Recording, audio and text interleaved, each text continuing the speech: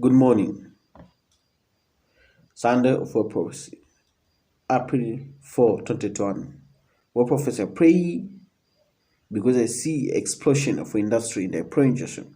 I heard it was kind of like an explosion. I think black smoke on in the air. Like it was big enough to shake everything in my house. We need the fire department here now. Our plant just blew up. Big explosion turns into a deadly fire in Columbus, waking up residents, causing a flood of 911 calls the moment it happened, caught on ODOT camera. Good evening, everybody, and thank you so much for joining us here at NBC4 at 5 o'clock. I'm Darlene Hill. And I'm Brad Johansson. People living in the neighborhood started calling the fire department around midnight, and crews rushed over to the Yenkin Majestic Paint Factory. It's located there on Leonard Avenue. And tonight we bring you team coverage. NBC4 investigates Jamie Ostroff looking into past OSHA violations at the factory. But first, we're going to start it off with NBC4's Dan Perlman, who joins us now live. He's out at the scene, has been all day out there, and you've had a whole lot of company because it's still a very active scene.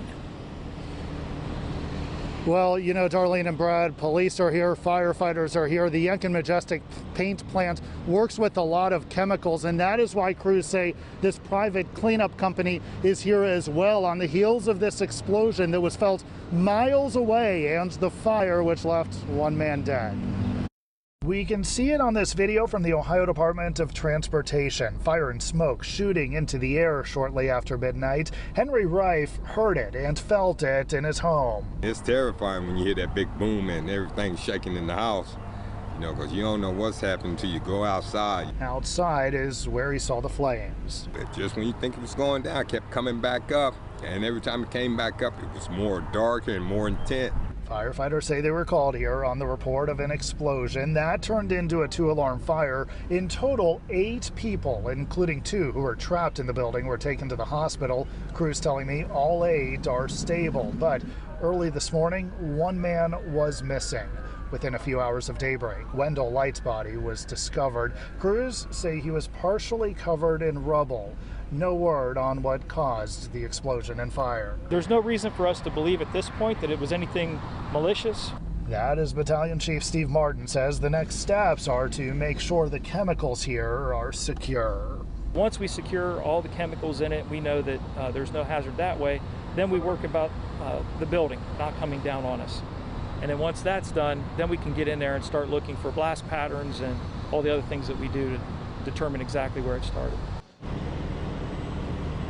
Now, Chief Martin says the Yenkin Majestic Paint Corporation has been very cooperative today. The company's CEO, Andrew Smith, issued a statement that reads in part, "As a family-owned company, we are focused right now on the family of the deceased, Wendell Light, and the health and well-being of our injured colleagues and their families. Our thoughts are also with our neighbors that were impacted by this incident." Now, it goes on to say that the company is in communication with their colleagues to let them know what's next and to support them in any way needed. Local for you in Columbus, Dan Perlman, NBC4.